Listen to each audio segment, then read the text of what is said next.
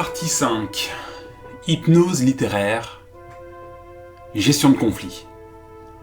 Quand j'étais adolescent, après un bref passage par la littérature fantastique, j'ai été happé par la science-fiction pour différentes raisons. Mais avec le recul, j'ai remarqué un dénominateur commun dans les livres qui m'ont marqué dans un style comme dans l'autre. L'aventure, c'est l'aventure, ça captive, ça fait battre le cœur bien vite, mais souvent c'est un peu comme de la malbouffe, c'est très sympa au moment de l'ingestion, mais ce sont des calories vides, ça manque de sels minéraux, de vitamines, d'oligo-éléments. Pour moi, le dénominateur commun de ces livres, c'était la machinerie conceptuelle. De Michael Moorcock à Orson Scott Card, en passant par Frank Herbert et Philip K. Dick, ces auteurs créaient à grands traits des univers riches en questionnements scientifiques, éthiques, philosophiques. Ils n'apportaient pas de réponses définitives, quelquefois des théories. Les personnages éclairaient certains aspects, donnaient à voir dans leur parcours des pistes, mais pour le lecteur, c'était un espace mental gigantesque qui restait ouvert et foisonnant une fois le livre terminé. Pour moi, Freud, puis Jung, sont autant des explorateurs que des philosophes, confrontés à l'immensité de la psyché humaine. Ils ont fait leur possible pour la cartographier. Ils ont tenté d'en trouver les lois et la structure. Leur lecture a révolutionné ma vie. Mais c'était il y a bien longtemps, et depuis, je suis passé à autre chose. Et leurs souvenirs se mélangent peut-être avec d'autres choses que j'ai pu découvrir depuis. J'espère ne pas trop raconter de bêtises dans ce qui suit. En fait, c'est surtout Jung qui m'a marqué. Freud n'a été qu'un marchepied que je me suis empressé de dénigrer, lui comme sa vision ridiculement étriquée et hyper sexualisée de la psyché. Jung est beaucoup plus cultivé, ouvert, tourné vers la spiritualité. Il voit l'homme comme tourné vers l'immensité. Il le voit connecté et façonné par un océan d'inconscient collectif, structuré par les archétypes et tourné vers la recherche d'une complétude intérieure à travers la découverte puis l'intégration de tous ces aspects sombres et refoulés. Alors que chez Freud, au final, ce ne sont que des animaux obsédés par leurs organes génitaux. Ça, c'est réductionniste et pas vraiment gentil, je le sais. Par contre, ce qu'on ne peut pas retirer au psychanalyste viennois, c'est sa méthodologie et sa capacité à transformer ses concepts en techniques. On est très loin des livres de recettes qu'on peut trouver dans les thérapies courtes actuellement, et tout de même. Ce que j'ai retenu de Jung par contre, c'est une philosophie qui a structuré mon regard sur moi et sur le monde, mais qui ne m'a pas vraiment donné de quoi mettre ses idées en œuvre sous la forme d'action. Il m'a fallu 10 ans et le travail avec l'hypnose pour trouver le moyen de mettre en pratique des concepts qui n'ont pas cessé de me travailler durant toutes ces années. Si le sous-épisode précédent a été dédié aux leçons tirées de l'hypnose pour capter le lecteur, dans celui qu'on va écouter maintenant, on va se servir de cette technique thérapeutique pour explorer d'un peu plus près les rouages de la créativité. Chez Jung, comme en hypnose, on retrouve cette idée d'inconscient fragmenté. Nous ne sommes pas un, nous sommes une agglomération de morceaux contradictoires ayant bien du mal à s'emboîter. On est souvent leurré par notre capacité à dire je veux. On se croit un dans notre volonté, mais si sur le moment notre conscience semble effectivement désirer de manière entière, ce n'est que parce que les voix dissidentes n'ont pas le droit au chapitre, elles sont mises de côté, peut-être juste pour un instant, ou des fois leur répression est bien plus violente et il leur est carrément interdit de s'exprimer. On ne peut pas faire deux choses à la fois. Bon, je dis ça, mais c'est peut-être juste une limitation due à mon sexe, ou à ce que je suis, je sais pas. Bref, c'est dur de dire deux choses opposées en même temps. On peut le faire en séquence, mais pas en même temps. Donc c'est une chose, puis c'est l'autre. On veut s'arrêter de fumer, mais il y a une partie de nous qui adore ça et qui n'a vraiment pas envie de laisser de côté ce geste apaisant qui permet de passer du bon temps avec ses amis durant la pause café, qui nous donne du style, etc., etc., etc. On dit que l'on veut arrêter de fumer, mais c'est faux. Seule une partie de nous a envie de le faire.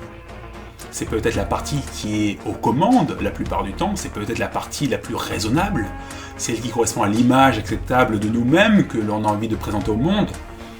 Peut-être que c'est la partie la plus forte de notre tête, mais ça ne reste qu'une partie. Nous sommes divisés. Cette partie, drapée dans la vertu de sa position, décide de fouler aux pieds l'autre partie, de la jeter aux oubliettes.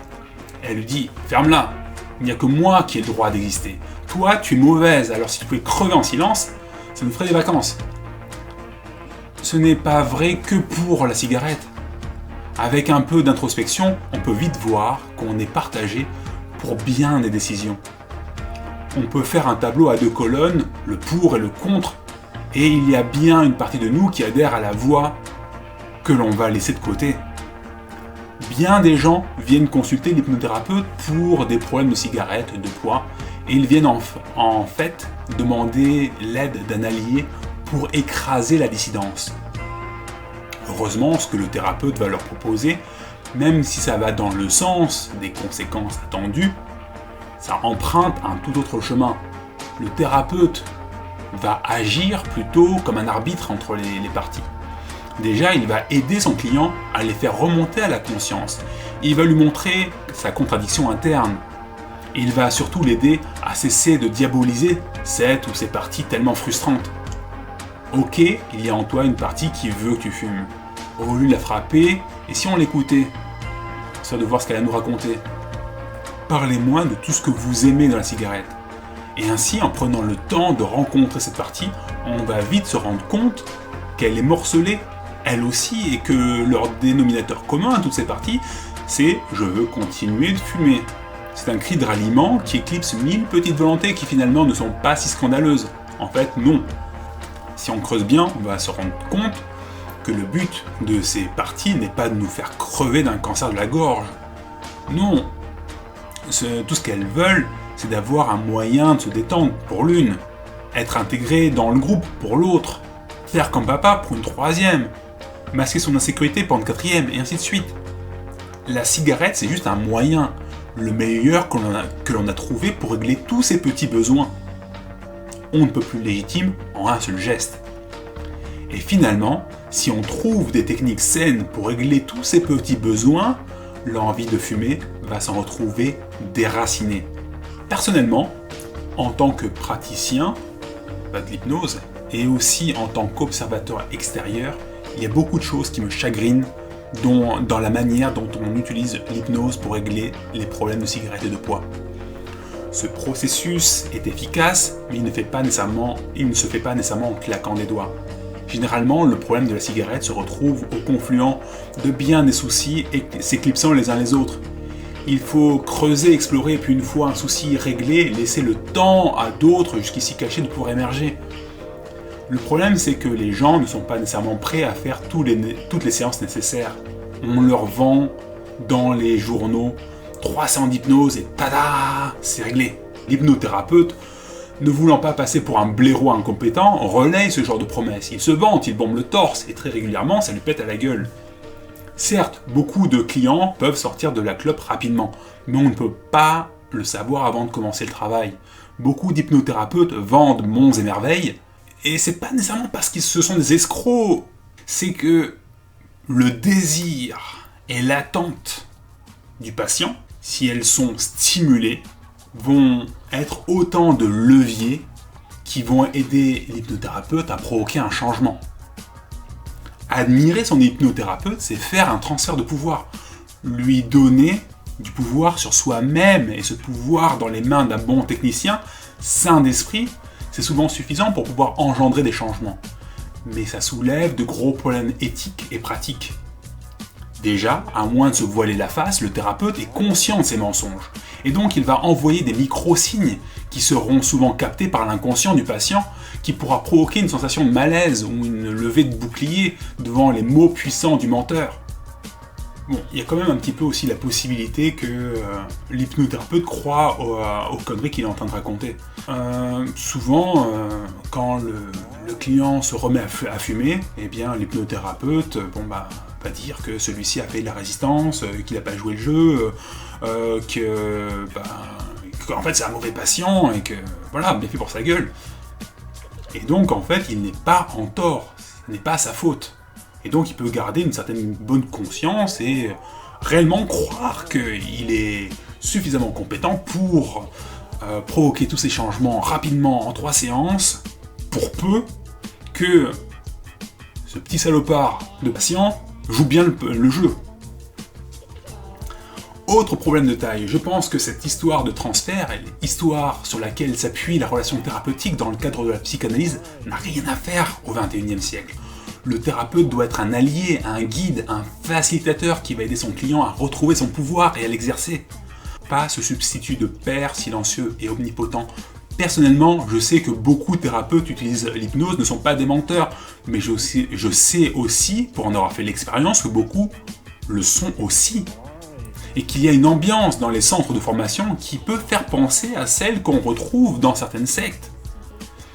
Je suis légèrement allergique aux poils de chat, et lors de ma formation, dans une des plus grosses écoles de France, j'ai réussi à obtenir que le formateur, un type qui a écrit des dizaines de livres et formé des milliers d'hypnothérapeutes français, applique sur moi la technique pour me libérer de mon allergie. Et mon allergie n'a pas été guérie. J'essaie de me persuader du contraire.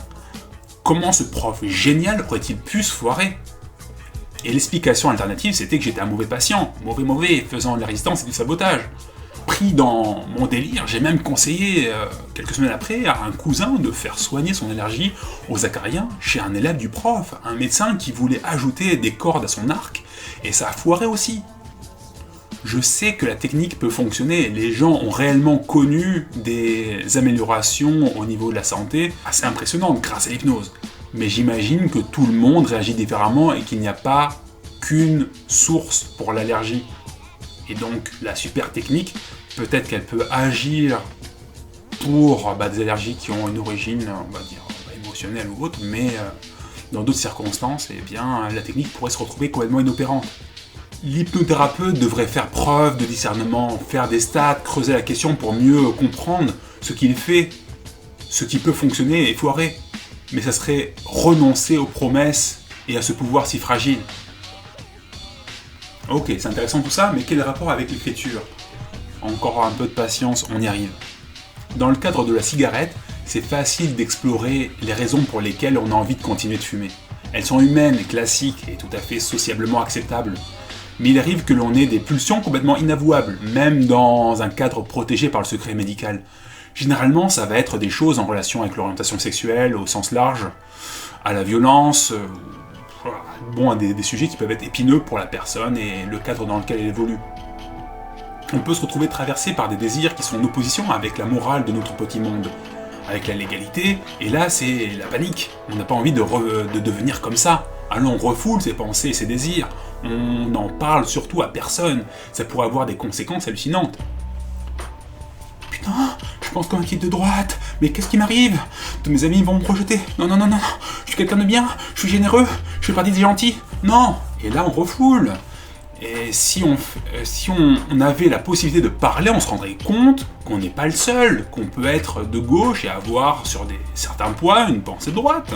Qu'en fait il y a plein de gens super chouettes qui sont de l'autre côté de l'échiquier politique. Et ainsi de suite. Si on ne règle pas le problème, si on ne se regarde pas en face, on fait l'autruche, on nie nos contradictions internes. On va même en rajouter dans notre engagement pour masquer notre mauvaise conscience. Ça va gangréner, et un jour on bascule, on peut sortir du jeu de la politique, rendre les armes, ou, écœuré par tant de promesses illusoires, passer dans les extrêmes, et souvent celle du bord opposé. Personnellement, je pense que tout ce que l'on écrit vient de nous, et que nos textes, nos nouvelles, nos livres, parlent de qui on est, et de toutes ces parties qui nous agissent en souterrain. Parce qu'il ne faut pas croire, les parties refoulées, brimées, méprisées, écrasées, on ne peut les détruire, se débarrasser du mal, du diable, de nos démons intérieurs. Plus on leur met sur la tronche, plus ils reviennent en force et ne vont pas nous faire de cadeaux en retour. On réussit à arrêter de fumer 1 mois ou 2 et on craque. On rompt notre régime avec un coup dans le nez, on finit dans le lit de la voisine ou du voisin, ou pire, à faire des choses complètement illégales. Après des années de travail sans relâche et de privation, on pète un plomb et on s'aborde notre dernier semestre, à 2 doigts du diplôme. Quand on écrit, c'est avec notre sang, notre âme, et si on se laisse aller, si on le fait honnêtement, nos démons vont remonter à la surface et se mettre à danser sur nos pages. Et si on s'abstient de jugement à l'emporte-pièce, ces monstres, en restant suffisamment sous la lumière d'un œil bienveillant, vont pouvoir, comme le monstre sans visage du voyage de Chihiro, vider leur sac, soigner leurs blessures et retrouver leur nature profonde. Personnellement, en bon jungien, je ne crois pas au mal, je ne me voile pas la face, il y a des actes ignobles. Là n'est pas la question, mais derrière il y a des êtres blessés, il y a des parties rendues folles à force d'être brimées. Si dans la réalité, j'aurais plutôt envie d'en coller une directe dans la tête de certains éléments criminels, surtout s'ils ont blessé un proche ou un enfant, sur la page, j'ai un espace protégé où je peux me permettre de leur donner la possibilité de se réhabiliter. En hypnose, il existe une manière plus métaphorique et plus naturelle d'aller à la rencontre de nos fragments intérieurs. Il se trouve que toutes les nuits, ça valse dans notre tête. Toutes les nuits, on digère les conflits de la journée et on les métabolise à travers nos rêves. Freud avait une manière d'interpréter les rêves et en fait, il y en a des dizaines d'autres. Pour moi, et pas mal d'hypnothérapeutes, la plupart du temps, les rêves rendent compte de problèmes irrésolus de la journée, mais pas exactement de la manière dont on pourrait le penser. Il ne s'agit pas de l'autre abruti qui nous a coupé la priorité ou de notre voisin de bureau qui fait je ne sais quelle bêtise. À l'intérieur de nos rêves, ce sera des conflits intérieurs. Dans la journée, on va voir une personne qui fait quelque chose qui va nous faire réagir très fortement. Et pourquoi ? Simplement parce qu'à l'intérieur de nous, il y a un fragment qui ferait bien le même genre de bêtise. Un fragment qui a été matraqué, qui est contrôlé. Et donc là, il est réveillé, il est stimulé. Et ça provoque toutes nos réactions de défense. Et bien là, tout ce truc-là, c'est extrêmement vivant quand on va se coucher. Et au moment de rêver, on va se retrouver à revenir sur ces conflits-là. Dans ce modèle, dans le modèle que l'on a dans l'hypnose, tous les personnages qui peuplent les rêves sont des émanations de notre inconscient qui se drapent dans les symboles de notre monde diurne. On ne fait que se parler à soi-même. Sauf qu'encore une fois, le soi n'est qu'une agglomération de fragments qui ont du mal à cohabiter et à nous mener efficacement vers une vie riche et épanouissante. Randall Churchill, le fondateur d'Hypnotherapy Training Institute, qui est une des premières grosses écoles d'hypnose aux États-Unis, a écrit 3 livres qui ont vraiment enrichi ma compréhension de ce que l'on pouvait faire lors d'une séance de régression. Il a écrit un livre très intéressant en 1997, Becoming the Dream, où il décrit une technique aussi simple qu'ébouriffante. Le rêve est un état modifié de conscience, et si on demande à la personne de le raconter, en le faisant à la première personne, avec des détails, elle va vite se retrouver en transe, prête à travailler. Le thérapeute, en utilisant les codes choisis par l'inconscient du patient, va pouvoir rentrer en communication avec les différents fragments, les faire parler d'eux-mêmes et de leur motivation. Et sans prendre de parti, il va pouvoir les aider à se réconcilier, à travailler la main dans la main, plutôt que de se battre. Une fois tous les conflits du rêve réglés, la séance se termine et le client va pouvoir rentrer chez lui et sentir les changements se matérialiser durant les jours qui vont suivre. Ce n'est pas une méthode pour gérer un type spécifique de problème. C'est pas ultra directif. Ça ressemble plus à ce qu'on pourrait faire dans le cadre d'une psychanalyse.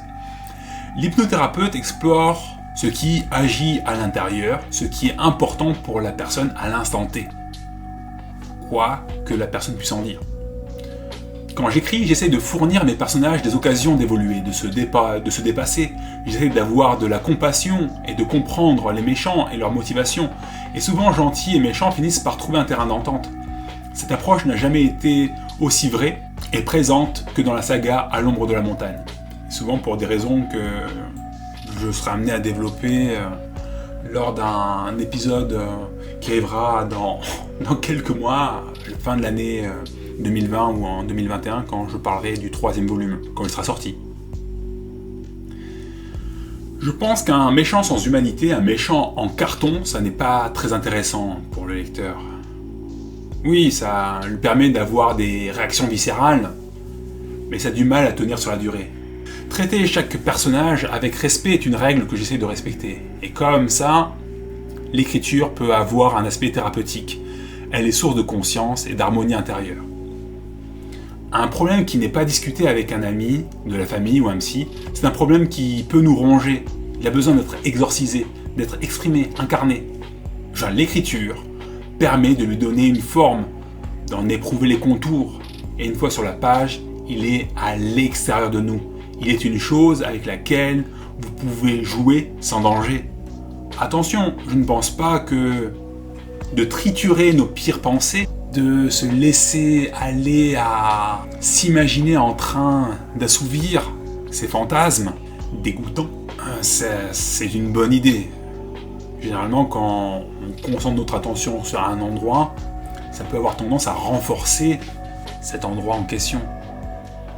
Ce que je propose, c'est d'exprimer le problème, de l'explorer et de chercher des ports de sortie, des approches alternatives. Coucher l'idée sur le papier vous donne du pouvoir sur elle et ça libère votre esprit. Vous n'avez plus besoin de vous y accrocher. Certains thérapeutes proposent de brûler ces mots pour ne pas revenir dessus et les gratter comme une vieille plaie. Et ça, sincèrement, je ne sais pas trop quoi en penser. En tout cas, en dehors de l'aspect thérapeutique, écrire et partager ces choses qui nous hantent, pour peu que la technique ne soit pas trop déficiente, ça donnera des textes forts qui pourront résonner chez certains lecteurs. C'est du vrai, du sincère. Et comme vous le faites par le truchement de personnages, que vous n'êtes pas en mode autobiographique, vous êtes protégé des regards un brin trop inquisiteurs. Et donc, vous serez moins tenté de dissimuler vos vilains aspects. Voilà, ça sera tout pour l'hypnose. Dans le prochain segment, on se penchera sur la nécessité de la frustration et du conflit dans l'écriture comme dans la vie. Si vous voulez être tenu au courant de la parution des prochaines vidéos, n'hésitez pas à appuyer sur le bouton en bas qui vous permettra de vous abonner à ma chaîne.